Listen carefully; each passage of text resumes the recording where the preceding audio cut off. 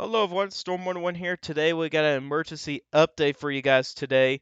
It's going to be that severe weather threat for parts of the Midwest. We got a enhanced to moderate risk of severe weather across parts of Nebraska, Iowa, Minnesota, and Wisconsin for later today.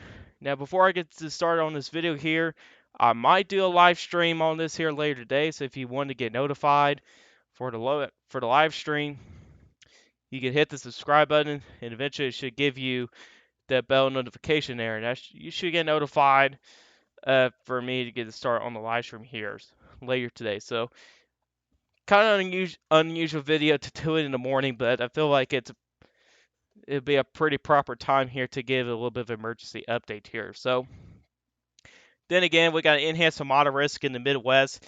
Pretty rare to see this far north. Typically, it's in the Dixie Alley region here during this time of year. I mean, we had a moderate risk up here not long ago, and we just have a moderate risk further up north. So two moderate risk in December is quite rare. There is a significant tornado risk up there today. Lots of wind shear to work with, so we could see that potential for stronger tornadoes. Damaging winds will be the primary concern here. Some of it can be significant. 75 plus mile per hour winds, again with that low level jet. Winds will be very strong, and some of those thunderstorms could pull down some of those winds down to the surface. And there could be some hail out there as well, with some of those stronger cells out there as well. So let's check out what's currently going on.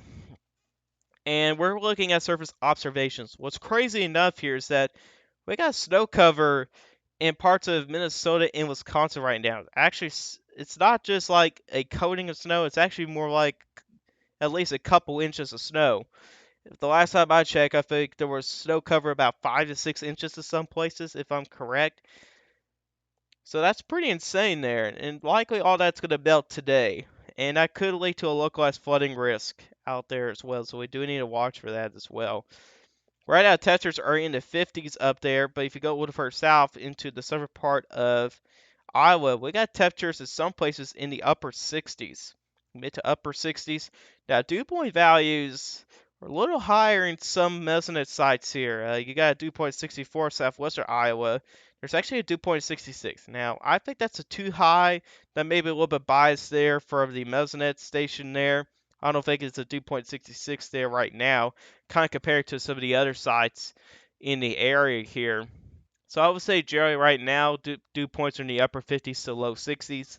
And that's currently the forecasted dew point out there for right now. But we're also expected to see record high temperatures today. Temperatures are going to be in the upper 60s to low 70s out there. You do have low 70 temperatures down in parts of Missouri. So it's going to be a very mild day for those regions up there. And if we do check out the current instability, it's currently not impressive here, but that's going to change later today here. You got 500 Cape in parts of northern Missouri here. Expect it to expand up into parts of Iowa, Nebraska, and eventually up into parts of Minnesota and Wisconsin. So we're going to have a pretty large warm sector out there today. And there's not really much of anything else to kind of check out here. Maybe we'll check out the low level jet. It's pretty strong out there right now, and it's only going to get stronger here later today. And that's also going to help increase that damage to wind threat as well. And even without thunderstorms, you're going to see wind gusts 60 to 70 miles an hour. So even without thunderstorms, if you miss a storm, more than likely you're still going to get strong winds out there. So that's also another threat we need to keep an eye on as well. And also, something else we do need to keep an eye on today is a very high wildfire risk, especially in western Kansas, the Oklahoma Panhandle, and parts of the northern Texas Panhandle as well. So if you live in those areas, be advised that you cannot burn anything, and there'll be that risk for wildfires out there today. So if you do live in those areas, you could be dealing with some wildfire issues out there today. So let's check out the latest run of the HER model, and we're going to expect to see a line of thunderstorms to develop in parts of Nebraska and down to Kansas. This is going to quickly move to the northeast here, and how quick we're talking about? 70 to 90 miles per hour. That's how fast those storms are going to move. 70 to 90 miles per hour. And this does have the potential to become a derecho. Yeah, a derecho threat out of this. You can see here how these storms here do get more intense here. Here's your low back here. Not too far to the southwest here. That'll be rapidly deepening here. You can see how this cluster of thunderstorms continue to move on to the east and northeast here.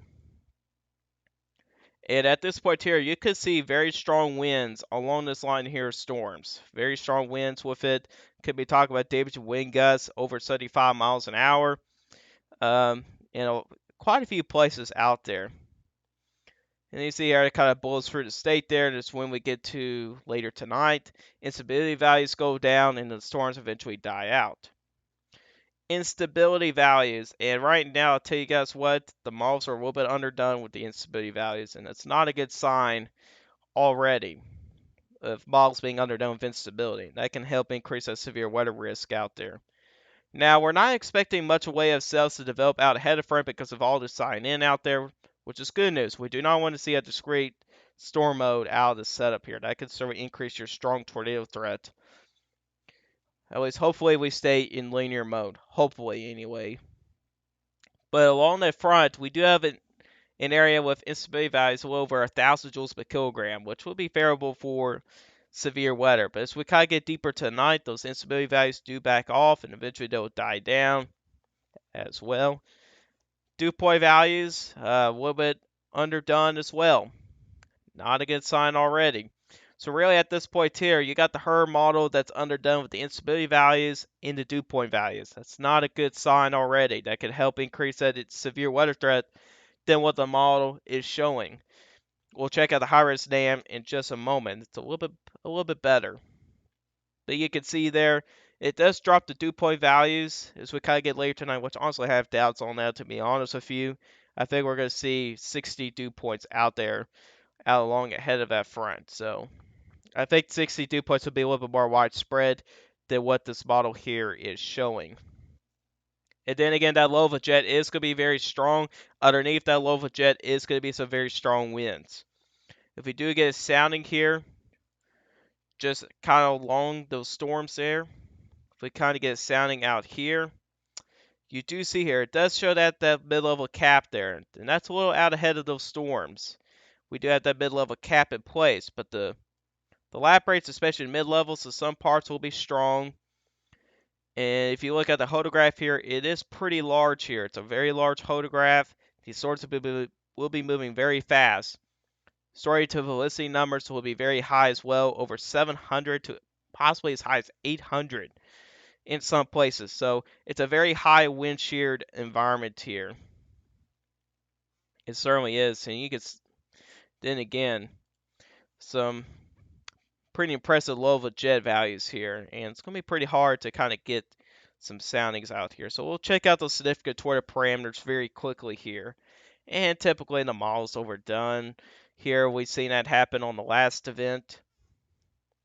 And you can see here we got some pretty good significant tornado parameter values here. If we kind of get a sounding there along the front, you can see here not a whole lot of instability to work with, 500.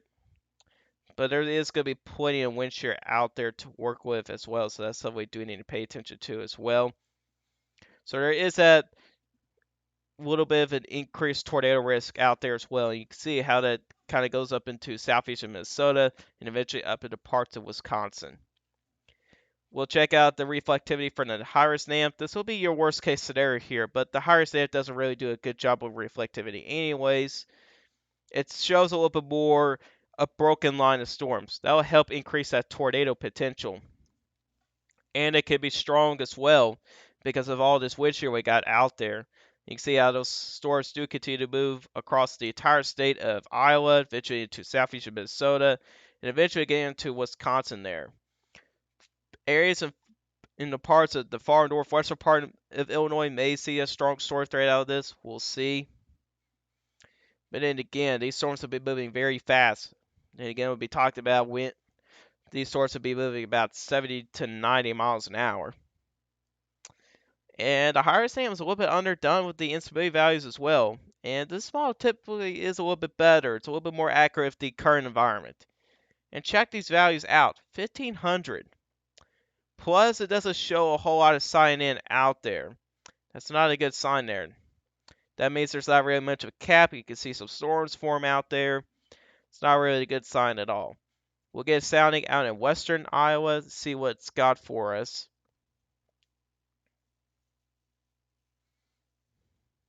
If it will low. So then again, oh, here it is anyway. And it shows a pretty good hodograph there. It's a pretty large hodograph, so it'll be favorable for that tornado threat. Wind shear will also be favorable for it as well, and level lap rates will also be favorable to keep things a little bit more surface based as well. So it's a pretty good sounding out there for that severe weather potential.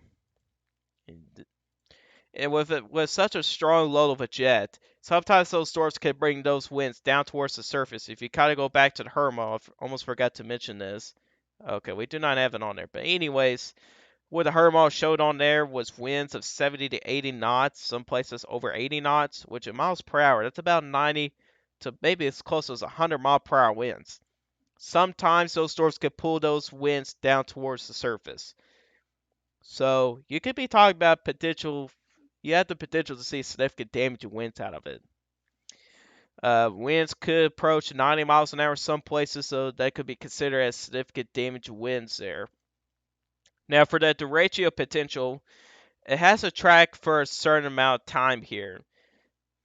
It has to track at least 400 miles to be considered derecho, but either way, if it's short-lived or not, it's still going to produce significant damage and winds, so it doesn't really matter there. But then again, you probably will treat this as probably more of a derecho than anything else, even if it's short-lived, shorter than 400 miles. I will probably treat this as a derecho for it, which I know Iowa has seen bad derechos in the past, especially back in August of 2020.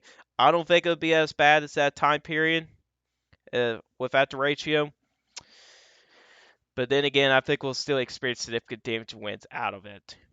I think no doubt about it. I think the high-risk NAM is a little bit more accurate for those dew point values. You got widespread low 60s out there. I think it's a little bit more accurate. You can see how it kind of gets as far north as southwestern Wisconsin. And then again, I think that's a little bit more accurate with those dew point values as well, especially with the current observations. And here's your significant tornado parameters from the high-risk NAM. And you can see here pretty high numbers, but also it's going to be overdone. I believe from the last event that we had significant torque parameters for the model guidance anyway, as high as a 10, but in reality, the numbers of what was currently going on is a 5. So take this about half here. So you maybe talk about in reality significant torque parameter numbers as high as maybe it's a 4, but even with numbers that high, it'd still be favorable for significant tornadoes. Over a 1, you got a tornado threat. Over a 2, you got that strong tornado threat. So the numbers will still be high either way, even though if you take off about half of it. So we also got that threat as well. So keep your fingers crossed that we do not see any broken line of storms here. Just please hope that it'll be a linear line, because if it is more of a linear line of storms, that decreases the tornado threat. However, I think the damage wind threat will still be the same. But I think a lot of us would rather have significant damaging straight line winds than having strong tornadoes out there. So hopefully that'll be the case there. Hopefully we do not see any discrete cells out there. So if you do live in the parts of Nebraska, even northern Missouri, Iowa, southeastern Minnesota, and southwestern Wisconsin, be sure to have a way to get warnings. Now, at least for this event, most of this will be happening in the daytime hours. Now, if it's kind of gets a little further to the northeast, it'll be in the nighttime. So either way, be sure to have a way to get warnings. Be careful, you could be driving out on the roads as well. The winds will be strong out there as well, as we'll have those strong southern and westerly winds as well. But anyways, guys, that's all for you guys today. Hope you guys enjoyed this video. If you guys like this video, hit that like button. If you like my channel, hit that subscribe button. Hit the bell notifications so you never miss an upload. If you guys have questions about this, put in the comment section down below. I'll answer you guys' questions, and I'll see you guys in the next one. Goodbye.